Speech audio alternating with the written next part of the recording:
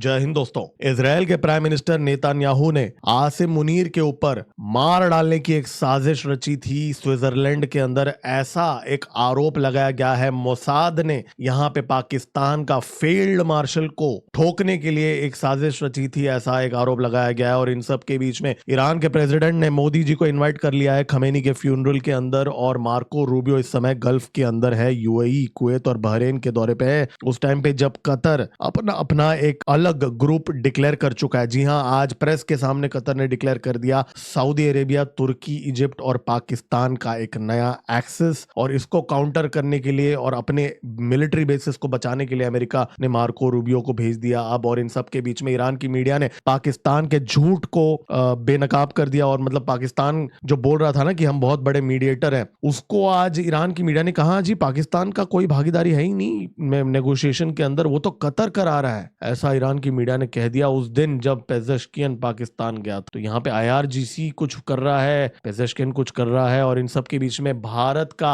AMCA और तेजस MK2 की जो इंजन है जनरल इलेक्ट्रिक की F414, अब माना जा रहा है वो डील कोलैप्स हो चुका है अमेरिका के साथ। जी हाँ, और साफरन और रॉल्स रॉयस के साथ अब नेगोशिएट किया जा रहा है। अब ऐसा क्या हो गया अचानक कि डील कोलैप्स होते हुए नजर आ रहा है, उसके बारे में भी हम इस वीडियो के अंदर बात करेंगे। कुछ बड़े खुलासे हुए हैं दोस्तों, बहुत ही महत्वपूर्ण डेवलपमेंट है। और अमेरिका की डेलीगेशन, उनका जो यूएसटीआर का ग्रीर नाम का व्यक्ति है वो आ चुका है भारत। और इन सब के बीच में जयशंकर जी कोरिया के अंदर है, साउथ कोरिया के अंदर है। और वैंग यी, जी जिनपिंग का खास आदमी, आज उसने बोला है कि जी भारत के साथ हम अपना रिश्ता नॉर्मलाइज करना चाहते हैं। अचानक ये सुर क्यों बदल दिया है चाइना ने। और बांग्लादेश के अंदर आज कुछ नए वीडियो सामने आए हैं। अब सिर्फ ढाका ही नहीं बल्कि अलग अलग शहरों में अलकायदा, ISIS और हमास के लोग झंडे लेके घूम रहे हैं।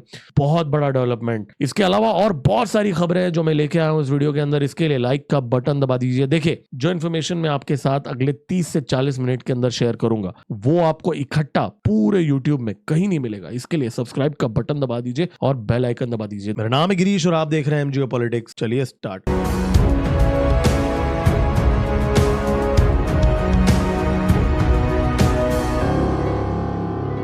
इजराइल के नेतन्याहू ने आसिम मुनीर को एलिमिनेट करने का, मार डालने का प्लान बनाया था स्विट्जरलैंड के अंदर, ऐसा दावा एक विशेषज्ञ ने किया है। अब ये उस टाइम पे आता है जब पाकिस्तान गल्फ के अंदर मिलके, बहुत सारे देशों के साथ मिलके इजराइल के खिलाफ एक मोर्चा खड़ा कर रहा है। और मोसाद के साथ मिलके, जो इजराइल की इंटेलिजेंस एजेंसी है मोसाद, उसके साथ मिलके prime minister of Israel Netanyahu ने ये षड्यंत्र रचाया था, ऐसा दावा किया गया है। मारियो नौफाल, एक सोशल मीडिया कमेंटेटर के इंटरव्यू के अंदर, पेप एस्कोबार नाम का एक विशेषज्ञ ने, अब उसने ये भी कहा कि यहाँ पे मुन्नी जो है, मुन्नी को टपकाने का प्लान था। और उसके साथ जो डेलीगेशन थे उनको भी टपकाने का प्लान था स्विट्जरलैंड के अंदर, कुछ ही दिन पहले जो मीटिंग हुआ था उसके अंदर। और पाकिस्तानियों ने एलिजिडली, माना जा रहा है, एक थर्ड कंट्री खास करके ओमान को ये उसके द्वारा एक मैसेज पहुंचाया फिर इजराइल की तरफ कि अगर मुन्नी को कुछ भी हुआ, उसके डेलीगेशन को कुछ भी हुआ, तो वो इजराइल को इस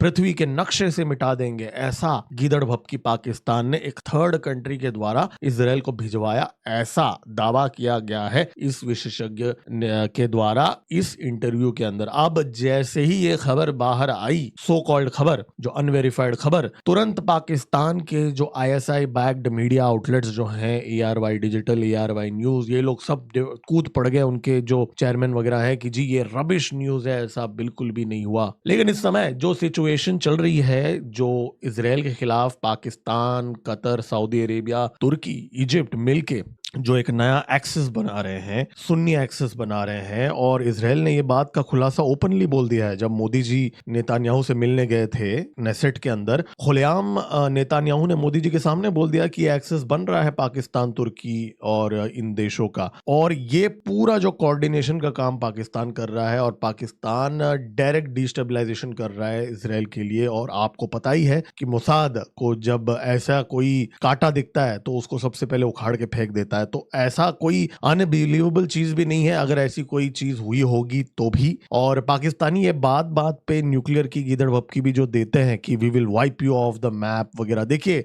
इजराइल जो है उसके पास हार्डली कुछ किलोमीटर दूर लेबनान आ जाता है, गाजा आ जाता है, जहां फालिस्तीनियन जो लोग जो है ना, जिनको पाकिस्तानी दावा करते हैं कि बहुत प्यार करते हैं, हालांकि एक फुटी कौड़ी नहीं दिया उनके लिए आज तक, हमने 1000 गुना ज्यादा दिया है, खैर वो अलग बात है। तो बात बात पे एक न्यूक्लियर बॉम्ब को एक ग्रेनेड की तरह ये अनपढ़ जाहिल गवार 2 टके के पाकिस्तानी जो बोलते रहते हैं, उनको इतनी भी समझ नहीं है कि वो कभी पॉसिबल ही नहीं है वो यूज करना इजराइल के खिलाफ, क्योंकि आसपास में तो सारे उनके उम्मा के देश हैं भाई, तो उन्हीं का नुकसान हो जाएगा ना। तो बट एनीवेज ये एक चीज तो हुई है, और अब इस बात में कितनी सच्चाई है ये हमें तो नहीं पता, लेकिन इस बंदे ने ये दावा किया है और एक बहुत ही पॉपुलर पॉडकास्ट में उसने ये दावा किया है, और कहीं ना कहीं आई मीन मुन्नी के लिए थ्रेट परसेप्शन हाई है, क्योंकि मोसाद जो है वो मुन्नी जैसे व्यक्ति को ज्यादा टाइम तक रहने नहीं देगा, ऐसा माना जा रहा है। क्योंकि इस वीडियो में हम आगे के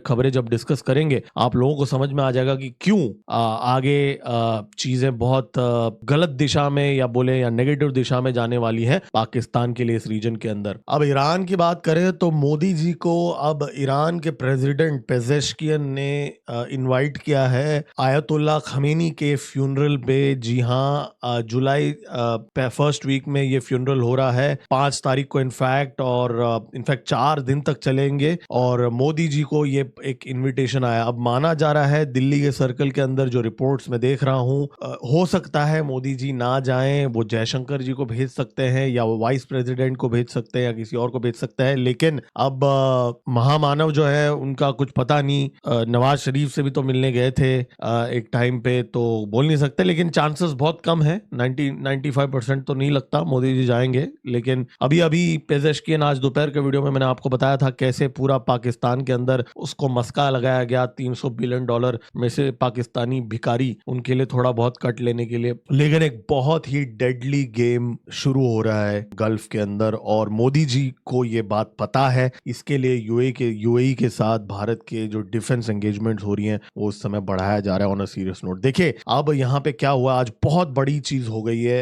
आज कतर का जो अमीर है और कतर का जो प्राइम मिनिस्टर है, उन दोनों ने ये डिक्लेयर कर दिया, ऐलान कर दिया कि एक नया रीजनल सिक्योरिटी आर्किटेक्चर बनाया जा रहा है इस रीजन के अंदर, और इस सिक्योरिटी आर्किटेक्चर के अंदर कौन कौन से देश शामिल है? कतर, सऊदी अरेबिया, ध्यान से सुनिए, कतर, सऊदी अरेबिया, तुर्की और पाकिस्तान और इजिप्ट। तो इन देश, ये जो 5 देश हैं, ये अपना एक एक्सेस बना रहे हैं। ये अब कोई स्पेकुलेशन नहीं है, ये कतर के प्राइम मिनिस्टर ने ये आज प्रेस के सामने ये बात कही है। इसका मतलब गल्फ के अंदर एक बहुत बड़ा दरार हो रहा है यहाँ पे। आपने एक बात गौर किया होगा, इसमें से कौन से देश मिसिंग है इसके अंदर, ये लिस्ट के अंदर? यूएई मिसिंग है, बहरेन मिसिंग है, ओमान मिसिंग है और कुवैत मिसिंग है। क्यों? उसका हिंट आपको अभी मिल जाएगा। मार्को रूबियो गल्फ के दौरे पे है, राइट? हमने आज दोपहर को डिस्कस किया था कि कैसे अबू धाबी में वो लैंड हुए, 2 लोग रिसीव करने के लिए आए थे, वहां पे भी बेइज्जती हो गया रूबियो का। खैर, लेकिन सिर्फ 3 देशों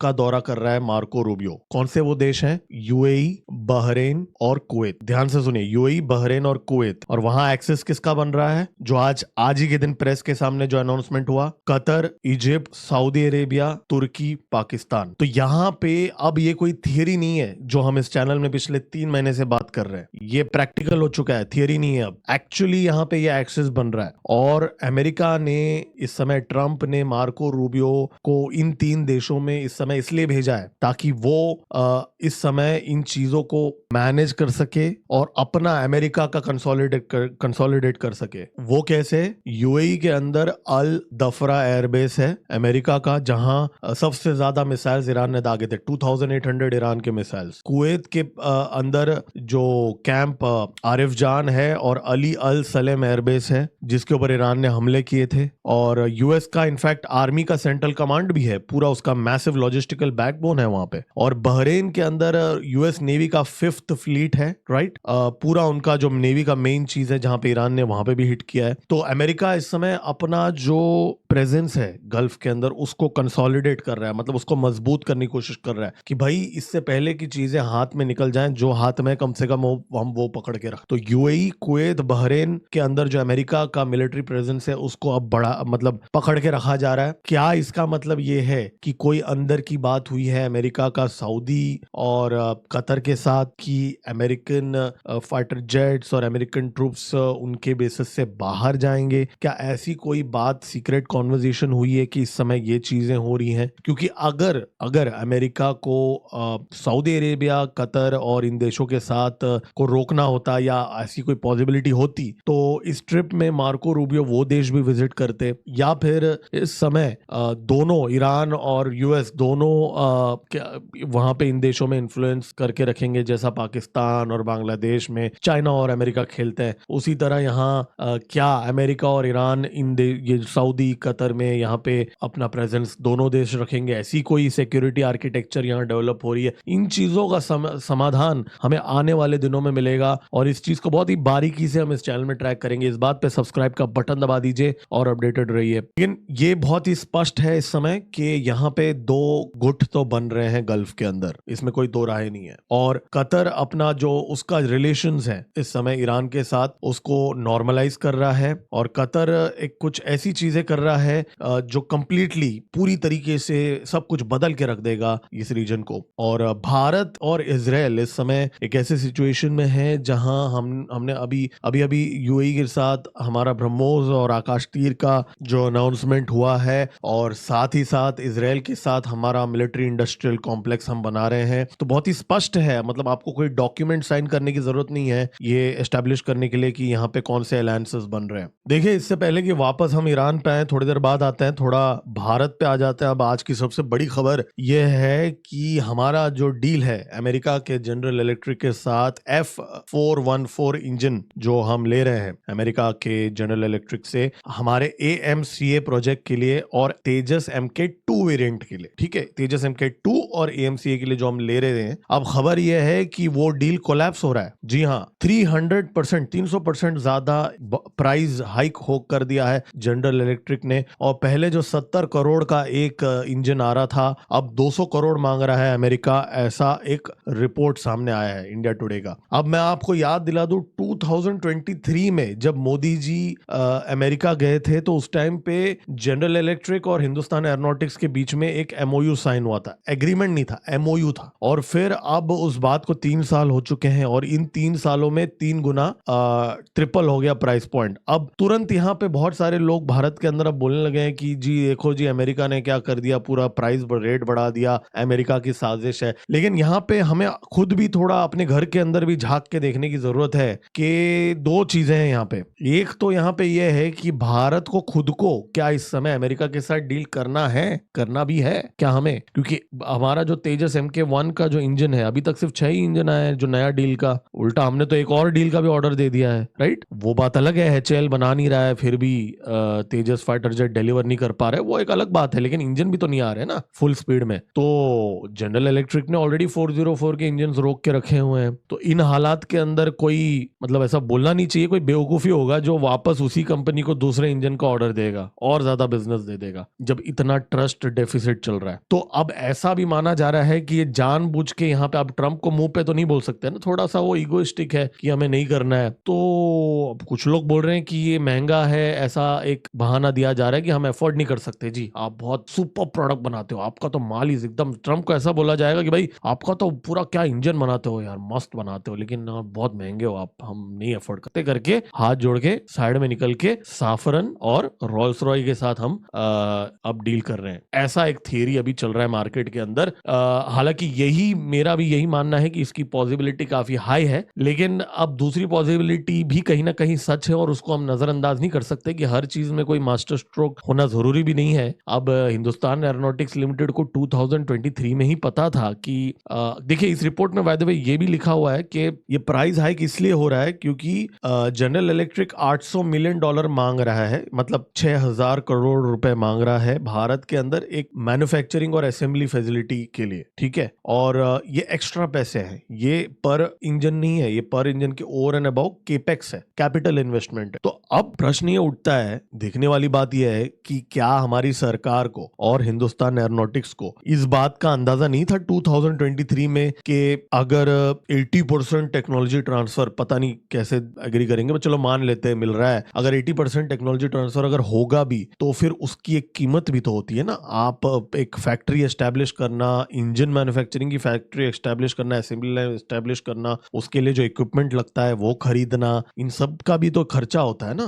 तो इन चीजों की फैक्टरिंग नहीं की गई थी 3 साल पहले कि आज उनको जाके समझाया कि जी इतना महंगा चीज है ये। तो कहीं ना कहीं नेगोशिएटर्स की भी यहाँ गलती है। मतलब आप 3 साल से क्या कर रहे थे, आपको अचानक आज मालूम पड़ा कि जी इतना महंगा प्रोजेक्ट हो सकता है। तो हर बार अमेरिका को भी हम लोग नहीं बोल सकते। देखिए इवन टू बी फेयर, अगर एक और एंगल भी से भी देखा जाए तो 404 के अंदर भी हमारी भी कहीं ना कहीं सरकार की गलती थी, राइट। 2016 से लेके 2021 तक सो रहा था ना सरकार। जनरल इलेक्ट्रिक ने को हमारे सरकार से कोई भी टच पे नहीं था इंजन को लेके कि हमारा ऑर्डर दे रहे नहीं दे रहे। तो उन्होंने अपना प्रोडक्शन लाइन बंद कर दिया और बीच में कोविड आ गया, पूरा सप्लाई चेन डिसरप्ट हो गया। ठीक है, आज हम बोल सकते हैं कि अमेरिका जानबूझ के रोक रहा है, लेकिन थी ना हमारी भी गलती। तो ये पूरा मिसमैनेजमेंट है यहाँ पे। और अब इसमें हम यही उम्मीद कर रहा हूं कि इसके अंदर मास्टर स्ट्रोक है कि हम खुद ही मना कर रहे हैं ताकि हम साफरन और रोल्स रॉयस से करें। क्योंकि टू बी वेरी ऑनेस्ट, मेरा ये पर्सनली मानना है F414 और मैं तो बोलता हूँ 404 भी कैंसिल कर देना चाहिए और हमें अपना फ्रांस के साथ अलग से एक अरेंजमेंट बनाना चाहिए। हालांकि फ्रांस हमें पूरा टेक्नोलॉजी ट्रांसफर नहीं कर रहा है, लेकिन वो कोई भी नहीं करेगा। देखिए ये हार्ड रियलिटी है, जो मिल रहा है एक इन प्रिंसिपल अलाइनमेंट लेके फ्रांस के साथ आगे बढ़ना चाहिए। लेकिन अब प्रॉब्लम यह है कि मैंने ही आपको 4 दिन पहले एक रिपोर्ट बताया था कि एक इंटरव्यू में IDRW जो डिफेंस का ब्लॉग है, फेमस ब्लॉग है इंडिया में, उसके एक रिपोर्टर को एक HAL के रिटायर्ड ऑफिसर ने बताया था कि तेजस में आज के डेट पे अगर आपको इंजन रिप्लेस करना है अभी के टाइम पे 404 को, तो सिर्फ इंजन रिप्लेस करने के लिए 5 से 7 साल लग जाएंगे। जी हाँ, ये कोई ऐसा नहीं है कि आपने स्क्रू निकाल दिया, इंजन दूसरा डाल दिया। पूरा उसका थर्मल इंसुलेशन और बहुत सारे जो कंपोनेंट्स है वो भी चेंज करना पड़ेगा। तो अभी ये अचानक इंजन का चेंज अगर वेंडर हम चेंज करेंगे तो ये प्रोग्राम और पीछे हो जाएगा AMCA, राइट। बेहतर यही है कि चुपचाप सुकोई 57 खरीद लो, 3-4 स्क्वाड्रन, और वो भी तुरंत ले लो पुतिन से टेक्नोलॉजी ट्रांसफर, इससे पहले कि वहां यूक्रेन ड्रोन से हमला ना कर दे ना। वरना ऐसा हो जाएगा कि ना, मैं बोलना नहीं चाहता हूं ऐसा हमारे सरकार के बारे में, लेकिन आप समझ रहे हो ना इधर के रहेंगे ना उधर के, ना घर के रहेंगे ना वहां के। तो आई थिंक यहाँ पे एक इनडिसिसिवनेस भी है सरकार की तरफ से, पुअर नेगोशिएशन स्किल भी है, और यहाँ पे एक पूरा मेस बना के रख दिया है यहाँ पे। मतलब बहुत ही बकवास चीज किया है यहाँ पे। अब मान लेते हैं 2 मिनट के लिए मास्टर स्ट्रोक अगर है भी कि हम जानबूझ के नहीं ले रहे हैं अमेरिका से इंजन, तो वो तभी ही सेंस मेक करता है अगर हम साफरन का फटाफट साइन कर ले। अगर साफरन भी रखड़ा के रखेंगे अगले 2 साल तक, टाइम पास करते रहेंगे और ये भी नहीं करेंगे, तो फिर तो मतलब मैं क्या बोलूं। आई थिंक हमारी नेवी अभी सबसे बेस्ट चल रहा है डिफेंस एक्विजिशन में, और आर्मी, नेवी और आर्मी बहुत अच्छा कर रहे हैं। एयरफोर्स का तो पूरा यहाँ पे सरकार ने एकदम भेलपुरी बना के रख दिया है यहाँ पे एक्विजिशन का। और वहां मैं आपको याद दिला दूं, J-35 आज नहीं तो कल आ तो जाएगा ना पाकिस्तान को। ठीक है, इस साल नहीं आया, अगले साल आ जाएंगे। अगले हमारा तो अतः पता ही नहीं है ना कब आएगा। और चाइना महीने का, मैं वापस बता रहा हूँ, महीने का 150 फाइटर जेट बना रहा है। इस बात पे पार्लियामेंट पे डिबेट होना चाहिए हमारे देश में, लेकिन दुर्भाग्यपूर्ण बात है पार्लियामेंट में बेतुकी बातों पे डिबेट होता है। और F414 इंजन की बात चल रही है तो अमेरिका का ये भी बात कर लेते हैं। हैदराबाद के अंदर अब ट्रंप एवेन्यू का इनॉग्रेशन हो गया। सेरियो गोर यूएस के एम्बेसडर जो है वो पहुंच गया वहां पे इनॉग्रेशन करने के लिए। यूएस कॉन्सुलेट के सामने जो रोड है, उसका नाम ट्रंप एवेन्यू रखा गया है। अब आप बताइए, भारत के अंदर जो लोग बोलते हैं कि सरकार अमेरिका के सामने घुटने टेक रही है, तो जो लोग ऐसा बोल रहे हैं वही खुद अपना रोड का नाम ट्रंप का नाम रख रहे हैं। तो अब हम क्या बोले अभी? नहीं, मतलब मैं किसी का साइड नहीं ले रहा हूं, मैं ये बोल रहा हूं कि हिपोक्रेसी की सीमा होती है ना। और अमेरिका के साथ ट्रेड डील बहुत ही क्लोज पोजीशन में आ चुका है, और ट्रेड डील ऑलमोस्ट बहुत ही नजदीक है, ऐसा आज एक रिपोर्ट आया है। और यहाँ पे ये भी बोला जा रहा है कि एग्रीकल्चर को लेके काफी टफ स्टांस हमने लिया है। तो हम जेनेटिकली मॉडिफाइड प्रोडक्ट्स पे हम अभी फिलहाल कोई भी प्रकार का कॉम्प्रोमाइज नहीं कर रहे हैं। लेकिन अंदर की कुछ खबरें हैं जो मीडिया में लीक हो रही हैं, उसमें लिखा गया है कि जो अमेरिका इस समय चाहता है कि उनके जो सोशल मीडिया प्लेटफॉर्म्स है, हमने अभी जो रूल रखा है कि भारत के अंदर ही वो स्टोर होगा डेटा, वो जो डिजिटल ट्रेड का जो हमारा जो लॉ है डेटा लोकलाइजेशन का, उस पे अमेरिका अटका हुआ है। वो बोल रहा है कि उसको रिवर्स कर लो। और ये सिर्फ एक इंटरिम डील होगा, अब ये फाइनल डील नहीं है। और पड़ोसियों की बात करें तो कंगलुओं को मिर्ची लग गई है कि जी उनको ब्रिक्स का भागीदारी नहीं बनाने को, उनको पार्टिसिपेट करने नहीं मिल रहा है। अभी नेशनल सिक्योरिटी एडवाइजर्स की जब मीटिंग हो रही थी दिल्ली के अंदर, तो कंगलुओं ने लॉबी किया अपने पापा को, नया पापा को जाके लॉबी किया, चाइना को जाके बोला कि जी हमको भी थोड़ा ब्रिक्स में इंक्लूड करा दो ना। और रशिया को भी जाके बोला, ताकि उनको लगा कि रशिया और चाइना प्रेशर डालेंगे तो भारत के अंदर उनको इनवाइट आ जाएगा। लेकिन उनको ब्रिक्स के अंदर बुलाया नहीं गया और किसी भी प्रकार का एंटरटेन नहीं किया गया। जहां तक कि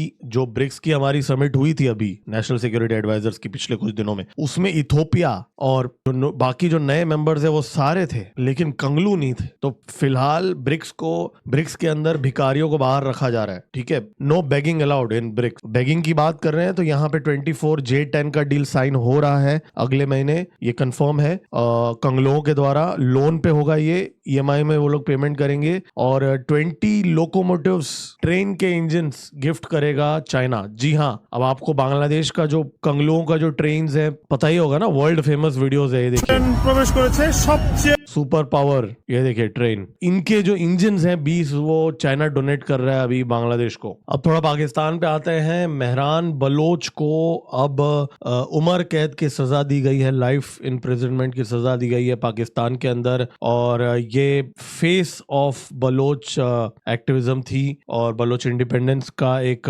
महत्वपूर्ण भूमिका ये निभा रही थी, और इनको अब ये सजा दी गई है सो कॉल्ड पाकिस्तान का कोर्ट ने। इंटरनेशनल ह्यूमन राइट्स काउंसिल ने ऑलरेडी इसके बारे में कंडेम किया है। बहुत सारे ह्यूमन राइट्स ऑर्गेनाइजेशंस ने आवाजें उठाई हैं इसको लेके। और एक बहुत ही खराब दिन है बलोचियों के लिए, हमारे जो बलोच भाई बहनों के लिए। और जो world famous, reputed, credible, most credible Greta Thunberg ने भी लिखा है कि मेहरांग बलोच को सपोर्ट किया है यहाँ पे, और जो पाकिस्तान का एक्स्ट्रा जुडिशियल किलिंग्स है उसको भी कंडेम किया है। काफी टाइम हो गया इसको देखा नहीं, ग्रेटा थर्नबर्ग को अभी अचानक एक्टिवेट हो गई है। चलो अच्छी बात है, कभी फॉर अ चेंज, कभी कोई अच्छे काम के लिए भी इसने अपनी आवाज उठाई है। लेकिन मानना पड़ेगा, मतलब मेहरान बलोच को मानना पड़ेगा, उसकी हिम्मत को मानना पड़ेगा। मतलब एक लेडी होना उस रीजन के अंदर जहां पे आपको पता है किस तरह का जुल्म होता है, एक लेडी होके ये पूरा करना। और पीओके की बात करें तो आज सारे दुकानें जो है वहां पे बंद थे।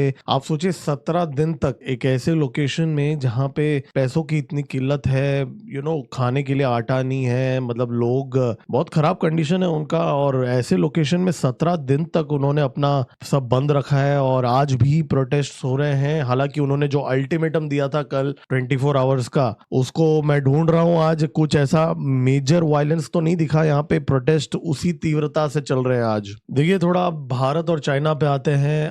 देखिए वांग यी के बारे में मैंने कल ही बता दिया था, अजीत दोवल जी के साथ जो मीटिंग हुई थी। अब खबर यह है कि वांग यी ने आज रिपोर्ट आई है कि उन्होंने कहा कि चाइना रेडी है, जो जी जिनपिंग और मोदी जी के बीच में जो कंसेंसस था बाउंड्री को लेके, और वांग यी जो मोदी जी के साथ भी मिले, उनका जो स्टेटमेंट मैंने जब पढ़ा, इसमें मेन चीज ये उभर कर सामने आया है कि वो बोल रहे हैं कि जी बाउंड्री का जो क्रिटिकल इशू है भारत और चाइना के बीच में, जो बाउंड्री बॉर्डर को लेके इशू है, उसको साइड में रख के हमारे रिलेशंस को आगे बढ़ाना चाहिए, ऐसा यहाँ पे उन्होंने कहा है। लेकिन यहाँ पे भारत के एंगल से क्या है, भारत, हम लोग बहुत क्लियर है कि हमने बोल दिया है चाइना को कि हमारे लिए पीस, बाउंड्री बॉर्डर के पास जो पीस है वो ज्यादा इंपॉर्टेंट है हमारे लिए। जब अगर वो पीस होगा तो ही हम हमारे बायलैटरल रिलेशंस को आगे बढ़ाएंगे, ये हमारा ऑफिशियल पोजीशन है। लेकिन अब पिछले 2-3 महीनों में जो ट्रेंड दिख रहा है भारत और चाइना के बीच में, अब ऐसा लग रहा है कि नॉर्मलाइजेशन हो रहा है। हालांकि चाइना पे तो कोई भरोसा कर नहीं सकता, और इस समय 1.5 लाख ट्रूप्स डिप्लॉयड है वहां पे उस रीजन के अंदर।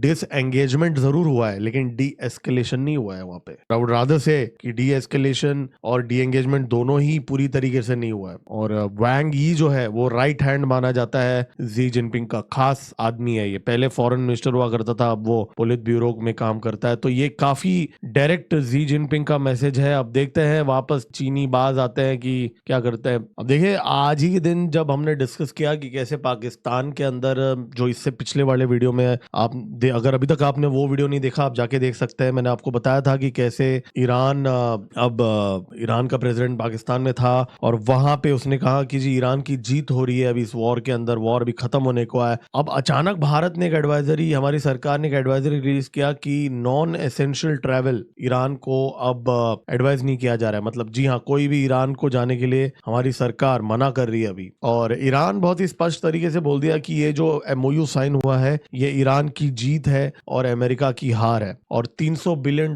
पैसा रिकंस्ट्रक्शन फंड, डोनाल्ड ट्रंप एक ऐसा गेम खेल रहा है जिसके बारे में मैंने इससे पहले वाले वीडियो में विस्तार में बात किया था, पूरा रिपीट नहीं करूंगा लेकिन एक अंश बता दूंगा कि $300 billion reconstruction fund Donald Trump चाहता है कि गल्फ के देश दें पैसे, और उन पैसों को इन्वेस्ट किया जाएगा ईरान में और अमेरिकन कंपनीज उसका फायदा उठाएंगी। अमेरिकन मक्का, अमेरिकन कॉर्न, अमेरिकन प्रोडक्ट्स खरीदे जाएंगे। ऐसा मुंगेरी लाल का सपना देख रहा है डोनाल्ड ट्रंप, और उसके अंदर पाकिस्तानी भिखारी अपना दो पैसा कमाना चाहते हैं। इसके लिए आज पूरा स्वागत किया पेजेश्कियन को पाकिस्तानियों ने, मुन्नी ने वहां पे जाके पूरा उसका मस्का लगाया ताकि जी वो $300 बिलियन में से एक छोटा परसेंटेज भी मिल जाए मुनीर और शाहबाज को, तो उनका तो पूरा जीवन सफल हो जाएगा। आज भारत के जो सेलर्स हैं, सी फेरर्स हैं, जो मर्चेंट नेवी में काम करते हैं, उनके लिए गुड न्यूज है। वो गुड न्यूज ये है कि यूनाइटेड नेशंस ने अब 11,000 जो सेलर्स हैं जो स्ट्रेट ऑफ हॉर्मुज में फंसे हुए हैं उनको इवैक्यूएट करने का निर्णय लिया है। जी हाँ, अब निर्णय तो क्या ही लिया है यूनाइटेड नेशंस, तो चलो क्या ही बोले, लेकिन अब बेसिकली हॉर्मुज को एटलीस्ट जो फंसे हुए लोग हैं, सेलर्स हैं, उनको वहां से बाहर निकाला जा रहा है। अब माना जा रहा है 600 शिप्स हैं वहां पे इस समय, और ओमान की सरकार अब उन्होंने एक फॉर्मल नोटिफिकेशन जारी किया है। वो ईरान के साथ कोऑर्डिनेट कर रहे हैं एक ये जो फंसे हुए लोग हैं इनको बाहर निकालने के लिए। और ट्रंप जो है वो धमकी दे रहा है अब ऑयल कंपनीज को डिपार्टमेंट ऑफ जस्टिस के द्वारा कि जी हमने तो ओपन कर दिया, आपने अभी तक भाव कम नहीं किया तेल का। तो ट्रंप को लग रहा है कोई नल है कि ऐसा खोल देंगे, बहने लगे और रेट कम हो जाएगा। अब बहुत महीने लग जाएंगे पूरा ऑयल क्राइसिस को क्लियर होते हुए, लेकिन अब यहाँ पे ट्रंप एक धक्का मार रहा है ऑयल कंपनीज को, कम करो करो, और वहां ईरान अपनी जीत का ऐलान कर रहा है। तो अब देख के ऐसा लग रहा है कि ये वॉर क्या खत्म हो रहा है, क्योंकि अचानक ठंडा पड़ गया। आज कोई हमले नहीं हो रहे हैं यहाँ पे, पाकिस्तान में जाके पौधों को पानी डाल रहा है पेजेश्कियन, ये सारी चीजें हो रही हैं। तो अचानक ऐसा ठंडा पड़ गया है, लेकिन अब एक डेडलाइन भी है 60 डेज का वापस, तो वापस भी रीस्टार्ट हो सकता है। तो टेम्पररी ट्रंप यहाँ पे घुटने टेक चुका है। उसका जो सच तो यह है कि उसका थार्ड के जो इंटरसेप्टर्स हैं उनका शॉर्टफॉल चल रहा है, उनकी एयर डिफेंस सिस्टम खत्म हो चुकी है गल्फ के अंदर। अब ट्रंप को उसके पास और कोई ऑप्शन नहीं है घुटने टेकने के अलावा, या परमानेंटली ना सही एटलीस्ट 1-2 महीना उसको और ज्यादा टाइम मिल जाएगा ताकि वो और अपना इन्वेंट्री खड़ा कर सके। और ये खबर तो हमने ऑलरेडी डिस्कस कर दिया है कि अमेरिका के अंदर जो हथियार मैन्युफैक्चर करने वाले जो कंपनीज हैं, उनकी जो मिलिट्री इंडस्ट्रियल कॉम्प्लेक्स है, उनको अब 24 आवर्स काम करने के लिए बोल दिया गया है फटाफट। तो वो भी चीजें चल रही है। अब सोचिए 18,000 बॉम्ब डाले हैं अमेरिका और इजराइल ने मिलकर, 18,000 ईरान के अंदर बॉम्बिंग्स किए हैं। उसके बाद में भी ईरान अपने शर्तें रख रहा है यहाँ पे। तो मतलब आप सोचिए इस समय नेगोशिएटिंग, अब मैं ये तो दावा नहीं कर रहा हूँ कि ईरान का नुकसान नहीं हुआ है, लेकिन at the end of the day आपको तो फैक्ट्स देखना है ना, जो दिख रहा है यहाँ पे। दिख क्या रहा है? दिख ये रहा है कि ईरान शर्तें रख रहा है, तो इसका मतलब उनका बैटलफील्ड एडवांटेज कुछ तो हुआ होगा ना। और वो कुछ तो क्या है वो हमने ऑलरेडी डिस्कस किया है कि उनके अभी भी 70-80% मिसाइल साइलोस इंटैक्ट है, और ट्रंप ने इतना बिलियंस ऑफ डॉलर खर्चा करने के बाद उसको कुछ मिला नहीं। अब ईरान का पैसा अनफ्रीज भी कर रहा है, 6 billion 12 billion $300 billion reconstruction fund भी दे रहा है, और स्ट्रेट ऑफ हॉर्मुज में ईरान टोल चार्ज करने की बात कर रहा है, और हॉर्मुज को खोलने को एक वॉर का बहुत बड़ा विक्ट्री की तरह डोनाल्ड ट्रंप प्रेजेंट कर रहे हैं। और जयशंकर जी आज साउथ कोरिया में है, सियोल के अंदर, वो प्रेसिडेंट से भी मिले वहां पे। और साउथ कोरिया का प्रेसिडेंट, मैं आपको याद दिला दूं, हमने डिस्कस किया था कुछ ही दिन पहले, भारत में थे, राइट। हमारा डिफेंस और इनफैक्ट माना जा रहा है सेमीकंडक्टर्स और बहुत सारी चीजों में, शिप बिल्डिंग में भी हमारा कॉन्ट्रैक्ट्स चल रहे हैं इस समय साउथ कोरिया के साथ। और हमारा K9 वज्रा, वो तो साउथ कोरिया का ही है, तो K9 वज्रा को लेके भी यहाँ पे आगे डिस्कशंस चल रही है। कुछ और सिस्टम्स की भी यहाँ पे बातें चल रही है, जॉइंट मैन्युफैक्चरिंग की बातें चल रही है। और थोड़ा सा थोड़ा कंगलों पे आते हैं। अब बांग्लादेश के अंदर अलकायदा, आईएसआईएस और हमास के झंडे लेके बाइक्स पे अलग अलग शहरों में, ढाका के अंदर, राजशाही के अंदर, बहुत सारे जगहों के अंदर बाइक में गैंग्स देखे गए हैं। यहाँ पे खुलेआम चल रहा है ये। मतलब आप सोचिए, ये United Nations designated terror groups है और कोई भी वेस्ट से, कोई भी वेस्टर्न मीडिया इसके बारे में बात नहीं कर रहा है। और मैं कुछ जर्नलिस्ट को फॉलो करता हूँ यहाँ पे। अब जैसे सलाउद्दीन जी है, वो ये वीडियोस उनको अंदर से मिलते हैं, तो आप देख सकते हो यहाँ पे खुलेआम झंडे लेके कैमरा के सामने इंटरव्यूज दे रहे हैं। कहाँ है यूनाइटेड नेशंस और कहाँ है अमेरिका? आई थिंक यहाँ पे पूरी तरीके से एक नया पाकिस्तान बनाया जा रहा है भारत के लिए। ये इम्पॉसिबल है। अब देखिए यहाँ पे बाइक का रैली निकाला जा रहा है। ये तो हाइट है। अल कायदा, आईएसआईएस, हमास का एक रैली निकाला जा रहा है। इसके पोस्टर्स सब जगह पे बांटे जा रहे हैं और ये इम्पॉसिबल है कि बिना सीआईए के अप्रूवल के ये चीज हो रहा है। और ये भारत के नेबरहुड में हो रहा है। हमारी सरकार क्या कर रही है अब आप देखिए। ये जो बाइक्स पे जो आप वीडियोस देख रहे हैं यहाँ पे, तो हमारी सरकार आई थिंक इंतजार कर रही है कि कब हमारे यहाँ पे कुछ इंसिडेंट ये लोग करवाएंगे। हालांकि मैं ये भी बोल दूं, कंगलू कंपेयर्ड टू पाकिस्तानी थोड़ा फट्टू ज्यादा लगते हैं। पाकिस्तानियों का क्या है, थोड़ा रेडिकलाइज करके वो सेल्फ डिस्ट्रक्शन मोड में आते हैं। अभी इनको उस लेवल पे हमने अभी एटलीस्ट भारत को लेके वो देखा नहीं है एक्शन, लेकिन जिस दिशा में जा रहा है बहुत जल्द देखने को मिल जाए। दुर्भाग्यपूर्ण बात है बट ये हो सकता है। और ईरान की जो मीडिया है उसने तो पाकिस्तानियों का झूठ तो पूरी तरीके से पकड़ लिया। ईरान की जो फार्स न्यूज एजेंसी है उसने क्लियरली लिखा है कि पाकिस्तान का कोई भी मीडिएशन के अंदर रोल ही नहीं है। ये मैं नहीं बोल रहा हूं, अगेन ये राह की साजिश नहीं है, भारत की साजिश नहीं है। ये फार्स न्यूज एजेंसी IRGC का मीडिया है ये, ठीक है। अगर कोई जाहिल पाकिस्तानी देख रहा है और बोल रहा है कि ये भारत की साजिश है, नहीं, ये ईरान का ऑफिशियल मीडिया बोल रहा है कि Pakistan currently plays no significant role in mediation in this negotiations and prime minister Shahbaz Sharif statements are primarily aimed at amplifying the country's intermediary role, whereas Qatar is currently playing the most effective part in this regard। तो बहुत ही साफ Iran ने यहाँ पे बोल दिया है कि पाकिस्तान का कोई रोल नहीं है, ये कतर कर रहा है पूरा, और पाकिस्तान बस अपना खुद का जो रोल को एम्पलीफाई कर रहा है यहाँ पे, ठीक है। तो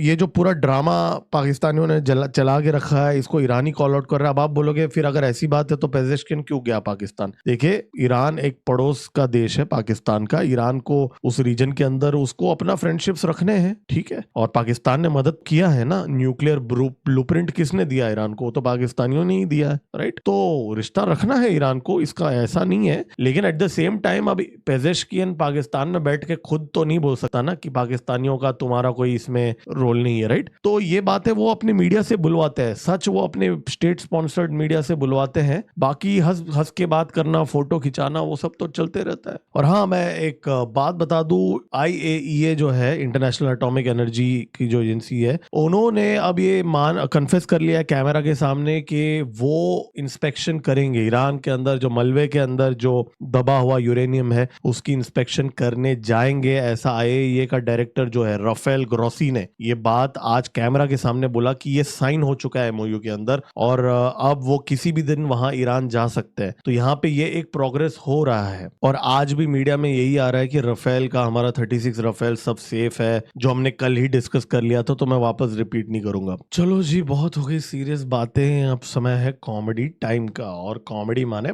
पाकिस्तान। तो भाई आज कौन सा क्लिप है? आज रिजवान राजी का एक कॉमेडी क्लिप है। इसमें मजाक कर रहा था कि अब आप ही सुन लीजिए क्या बोल रहा है। 30-40 सेकंड का क्लिप है। और ये बात आपने बच्चों को भी बतानी है और समझानी है कि अंग्रेज के इस बड़े सगीर पर काबिज होने से पहले कश्मीर जो था वो पंजाब का ही एक हिस्सा था। वेट मिनट, कश्मीर पंजाब का हिस्सा था? ये तो आउट ऑफ सिलेबस है। ठीक है, अंग्रेज ने इस रियासत को अलग करके डोगरों को बेचा था। ये आपने लोगों को समझाना है, अपने बच्चों को, अगली नस्ल को बचा के जाना है। ये जो उत्तर प्रदेशी किस्म के मुतालिया पाकिस्तान लिखने वाले, बल्कि उत्तर प्रदेशी भी नहीं जी, वो दूसरी तरफ हैदराबाद, दक्कन से और इधर उधर से मुंबई से आने वाले जिन्होंने तारीख लिखी है पाकिस्तान की, उन्होंने ये चीज गायब ही कर दी है कि Kashmir was the part of Punjab. भाई ये तो अलग, ये आउट ऑफ सिलेबस है, ये मतलब ये नॉर्मल नशा नहीं है, ये नॉर्मल नहीं है, ये अलग तरह का लाहौरी चूर्ण है, ये लाहौरी चूर्ण नहीं, उससे कहीं बड़ा चूर्ण का नशा है ये। चलिए जी, अब कल के वीडियो में कमेंट्स थोड़ा चेक करते हैं, एक दो क्वेश्चन मैं वहां पे उठाता हूं। अब कृष्ण नाम के एक सब्सक्राइबर ने एक प्रश्न पूछा है कि भारत 0.5 फ्रंट जो बांग्लादेश के अंदर है उसका इस्तेमाल क्यों नहीं कर रहा है। अमेरिका उन देशों में भी 0.5 फ्रंट खड़ा करता है जिनका कोई लेना देना नहीं है अमेरिका के साथ, तो भारत क्यों बांग्लादेश के अंदर ये चीज नहीं कर रहा। देखिए कृष्ण जी, आपको कैसे पता हम ये नहीं कर रहे हैं। बांग्लादेश के अंदर एक पत्ता भी अगर हिलता है तो हमें उस चीज की खबर होती है। हमारा जो सर्वेलेंस बांग्लादेश के अंदर बहुत स्ट्रांग है। अब ये बात आप जरूर बोल सकते हैं, हमारे नेशनल सिक्योरिटी काउंसिल को ये क्वेश्चन जाना भी चाहिए। हम एक डेमोक्रेसी, ये प्रश्न पूछना चाहिए कि अजीत डोवल जी की टीम जो थी उनके आंखों के सामने ही ये पूरा तख्ता पलट हुआ ना शेख हसीना का। लेकिन आपको ये भी समझना पड़ेगा, ये जो अमेरिका है यहाँ पे जो प्राणी है और CIA जो है, ये बहुत पावरफुल एंटिटीज है ये। मतलब आप सोचिए, पूरा जो यूनाइटेड नेशंस अमेरिका के साथ खड़ा हो गया। शेख हसीना जो डेमोक्रेटिकली इलेक्टेड गवर्नमेंट थी, जब उसको हटाया जा रहा था, यहाँ तक कि यूनाइटेड नेशंस ने भी मोहम्मद यूनुस को सपोर्ट किया, उन्होंने शेख हसीना को सपोर्ट नहीं किया। तो ये बहुत पावरफुल एंटिटीज है। अमेरिका के साथ साथ उनका मीडिया होता है, NGOs होते हैं, और उनका एक हॉरिजॉन्टल स्प्रेड है इन्फ्लुएंस का। उसके बाद में वो चीजें कर पाते हैं। सिर्फ खबर रखना, खबरी रखना बांग्लादेश के अंदर क्या हो रहा है वो तो वैसे भी मिल जाते हैं, तो वो चीज है। अब आप देखिए, मोसाद पूरे विश्व का सबसे बड़ा इंटेलिजेंस एजेंसी है, राइट। अब आप देखिए, इवन मोसाद को भी लेबनान के अंदर हिजबुल्लाह के बारे में इंटेलिजेंस इतना ज्यादा है, उसके बाद में भी उनको इतने बड़े बड़े मिलिट्री ऑपरेशंस करने पड़े, राइट। हिजबुल्लाह तो था ना at the end of the day, Gaza के अंदर हमास था ना, वो बात अलग है, बाद में उन्होंने ठोक के उन्हें कूट दिया। तो इंटेलिजेंस में हिट एंड मिस होते रहते हैं। और हाँ, मतलब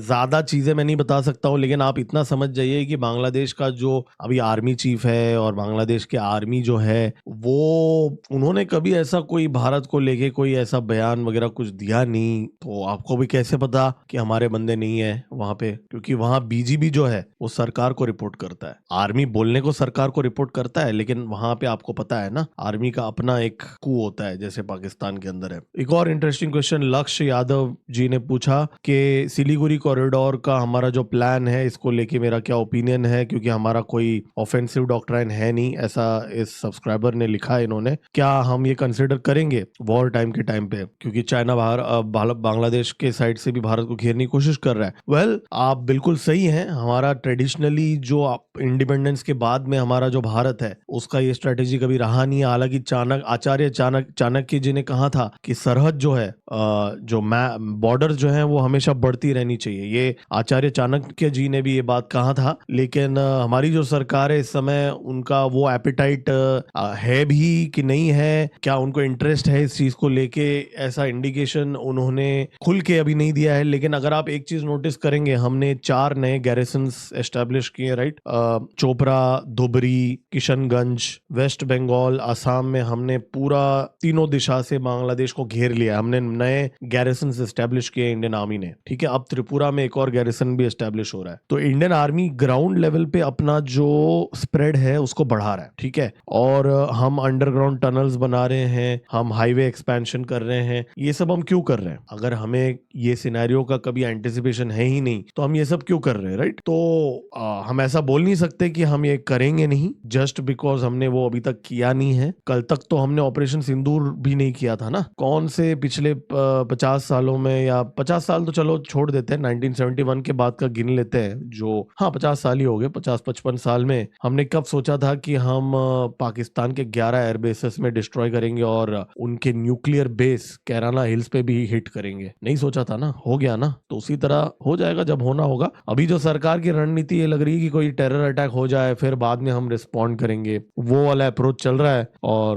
दुर्भाग्यपूर्ण बात है, बोलना नहीं चाहिए, लेकिन जिस हिसाब से बांग्लादेश चल रहा है वो हो जाएगा, हो सकता है। तो आगे कल के वीडियो में और क्वेश्चंस उठाएंगे। तो दोस्तों, आगे हम इन चीजों को ट्रैक करेंगे। इस गल्फ के अंदर जो मेजर फ्रैक्चर हो रहा है इस समय, जो हमने आज डिस्कस किया, कैसे एक हेक्सागन अलायंस बन रहा है, सुन्नी एक्सेस बन रहा है। और अब कल तक तो हम सिर्फ बातें करते थे, अब ये एक्चुअल हो रहा है यहाँ पे। और इस चीज को हम इस चैनल में बहुत पहले से ट्रैक ट्रैक कर रहे थे, पुराने सब्सक्राइबर्स को पता होगा और वो सच हो रहा है। और आगे इन चीजों को ट्रैक करेंगे, इसके लिए सब्सक्राइब का बटन दबा दीजिए, आपको अपडेट्स आते रहेंगे। और बेल आइकन जरूर दबाइए, क्योंकि बहुत लोग को नोटिफिकेशंस नहीं आ रहे हैं और बहुत लोग ये वीडियो देख रहे हैं लेकिन सब्सक्राइब का बटन नहीं दबाया। देखिए, आपके सब्सक्राइब के बटन दबाने से इस चैनल का रीच बढ़ेगा और हमारी चैनल सस्टेन कर पाएगी। क्यूआर कोड आपके सामने है, इसमें आप कंट्रीब्यूट कर सकते हैं, कोई भी अमाउंट हो सकता है। आपका छोटा सा छोटा कंट्रीब्यूशन भी इस चैनल के लिए बहुत ज्यादा महत्वपूर्ण है कि वो पूरा हम इस चैनल के क्वालिटी को इंप्रूव करने में लगाएंगे। और आपको जल्द से जल्द हम खबरें देंगे, नो नॉनसेंस, नो बकवास, सीधा टू द पॉइंट चीजें हम डिस्कस करेंगे। डेली हम इन चीजों को ट्रैक करते हैं। आज दोपहर को मैंने एक वीडियो बनाया था, अब वो वीडियो अभी तक आपने नहीं देखा, वो आप जाके देख सकते हैं। तुरंत मिलते हैं अगले वीडियो में। मेरा नाम है गिरीश और आप देख रहे हैं एमजीओ पॉलिटिक्स। जय हिंद, भारत माता की जय।